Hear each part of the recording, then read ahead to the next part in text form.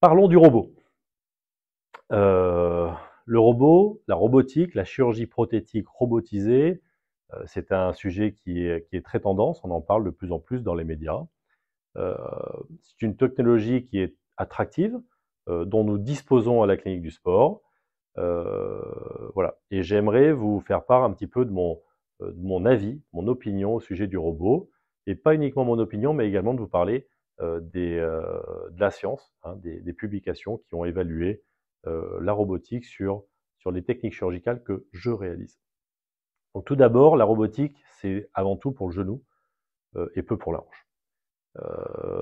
Donc la robotique, le but c'est euh, de faire ce qu'on appelle une planification en 3 dimensions le jour de la chirurgie. Donc en fait, le chirurgien va mettre des capteurs sur l'os, va faire une modélisation en 3 dimensions du genou, et après il va jouer sur une console, sur un ordinateur, il va positionner l'implant comme il le souhaite, et après il y a un bras armé qui va venir faire les coupes telles que ça a été planifié sur l'ordinateur.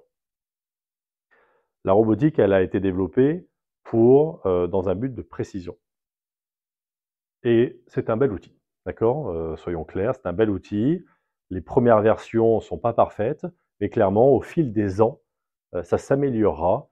Et il est possible que d'ici quelques décennies, ça devienne le standard. Personnellement, si vous souhaitez vous faire opérer avec un robot, on peut le faire. Néanmoins, les techniques que j'utilise ont une précision qui sont équivalentes, voire supérieures à la robotique. Pourquoi? Pour être précis, avec un robot, il y a une multitude d'étapes.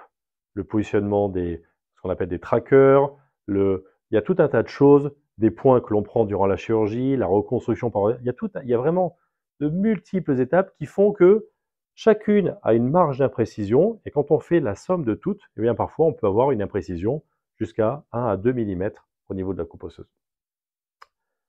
Quand on fait avec la technique que j'utilise, qui est une technique manuelle, 2 études ont été réalisées et ont retrouvé une marge d'erreur maximum de 1 mm. Et généralement, quand on fait la moyenne de toutes les imprécisions sur les patients, on a une moyenne d'imprécision qui est à 0,1 mm. Et généralement, ça va de moins 1 à plus 1. C'est-à-dire que moins 1, c'est-à-dire qu'on va sous-couper de 1 mm, plus 1, on va surcouper l'os de 1 mm. Mais globalement, la marge d'erreur reste très faible et comparativement aux solutions robotiques, elle est inférieure. Donc c'est pour ça que dans ma pratique, je ne me jette pas sur le robot parce que ça demande tout un tas de choses supplémentaires, que ce soit de l'irradiation, des marqueurs, des pins, des étapes, plus d'imprécision. Et sincèrement, j'estime que l'utilisation de cette technologie ne serait pas un plus pour mes patients. Maintenant, voilà, les patients obstinés ou qui veulent absolument qu'on fasse cette chirurgie robotisée, je peux leur offrir, mais ça ne fait pas partie du tout de mon approche initiale.